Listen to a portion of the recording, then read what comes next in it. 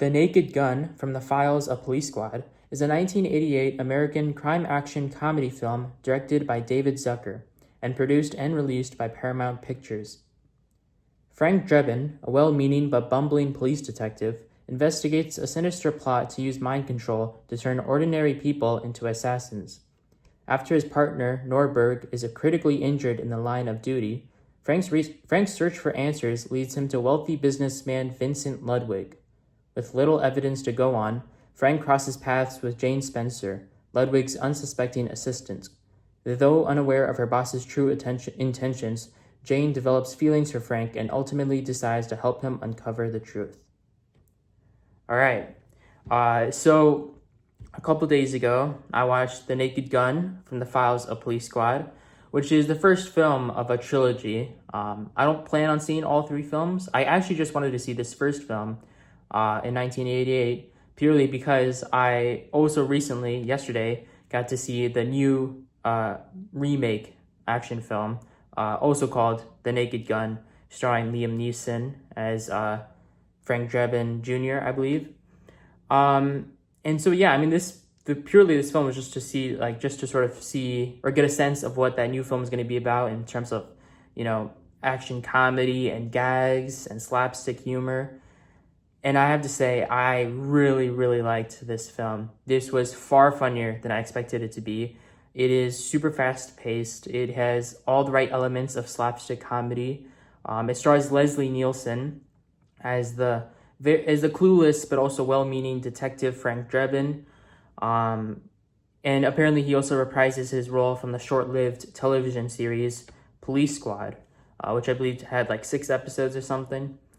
But anyways, yeah, this film was created by the team behind Police Squad, and also the Airplane film. But this specific movie features a non-stop barrage of sight gags, clever wordplay, very absurd humor, and honestly, in that regard, it could also be compared to Deadpool, as sort of a modern renaissance of that film. But this film, of course, truly has created its own category in terms of comedy. It also co-stars George Kennedy and Priscilla Presley, the former of which, George Kennedy, apparently he was actively campaigning for his role of Ed Hawken for several months after he was very furious for missing out a chance in the Airplane movie. Because apparently he wanted to play a spoof of himself, and I believe David Zucker, the director, said that in a DVD commentary. So I'm super glad that he was able to be in this film. Apparently the studio is actually also insisting that they hire a former Oscar winner. So I guess it worked out anyways because George Kennedy is, of course, an Oscar winner. But yeah, it has Priscilla Presley as well. I believe that's Elvis's daughter or niece. I think it's daughter. But yeah, I mean, the film centers on Drebin's attempt to foil this assassination plot against Queen Elizabeth II as she makes her visit to Los Angeles, which I think is a hilarious plot in of itself. The movie, of course, like I said, it's a spoof. So basically, it's a parody of movies of its genre. So I would say this is a spoof of spy and action genres like James Bond. But it leans heavily into outrageous comedy, with over-the-top moments. There's the scene where Frank Drebin and his lover, the Priscilla Presley, her character, they're wearing full-body condom bags at one point. The premise is about a villain using hypnotic watches to control people, and make them savage. It's really hilarious. And although some parts definitely feel dated, I think there's lots of...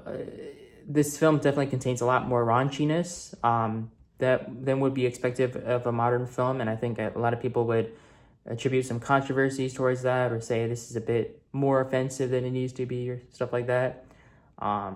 There's also O.J. Simpson, who I did not expect in this film, but he makes an appearance. He basically plays Nordberg. And of course, there's also real life changes regarding Queen Elizabeth II. But who, by the way, actually, the actress that plays Queen Elizabeth II, I genuinely thought that was actually her. But apparently it's just a very, very close look-alike actress. But she did a phenomenal job as well. But yeah, anyways, regardless of, whatever you want to say about this film, how offensive it is or anything, the film still remains a very beloved comedy classic, which is exactly why they're making a remake. And it has so many timeless laughs. So, I mean, yeah, if this is a film that doesn't make you laugh, I truly believe that you live in a very, very sad, sad world, short-lived of humor. And so I think this is definitely a film worth checking out. Also, by the way, just to sort of demonstrate the impact that this film had on audiences, apparently shortly after Leslie Nielsen, the protagonist, after his death in 2010, ESPN published an obituary for Enrico Palazzo, which was this fictional umpire character that Leslie played in The Naked Gun in this movie. And so, if it had an impact on even ESPN, then it's sure to have an impact on you. At least for like a good, lighthearted comedy. But yeah, I mean, at the end of the day, The Naked Gun from the Files of Police Squad demonstrates that a good spoof always requires some measure of invention. It possesses such a cleverness in its writing that it is, I would honestly say, is largely absent from modern spoofs. Modern spoofs would sort of like Scary Movie, to give an example. I feel like those types of movies, they just sort of lack that cleverness, A parody at the end of the day, like I mentioned before, a parody at the end of the day should have some measure of creativity and some measure of invention to make it its own authentic, independent film. And I think this film just does that. And it's so quotable. There are so many great one-liners in this film. It's actually impeccable. It's sort of like an SNL skit brought to life. Or brought to life in the sense that brought to like a feature film length. But it's amazing. I guess at its core, it could sort of be seen as this nonstop torrent of jokes, but it does have a plot, and it definitely has a great supporting ensemble of characters that work pretty well together as a whole to serve greatly for this film. And so yeah, I mean, The Naked Gun from the Files of Police Squad is such a hilarious, lighthearted film, filled with so many gags, so many one-liners. It's an amazing parody for, the action genre, and I really enjoyed watching it. After this video, I'm going to upload my review for the new Naked Gun film that I watched, which, spoiler, I also liked as well. But yeah, I mean, that's pretty much it for this review. I'm going to give The Naked Gun from the Files of Police Squad an 8 out of 10. That's about it. Hope you enjoyed. See ya.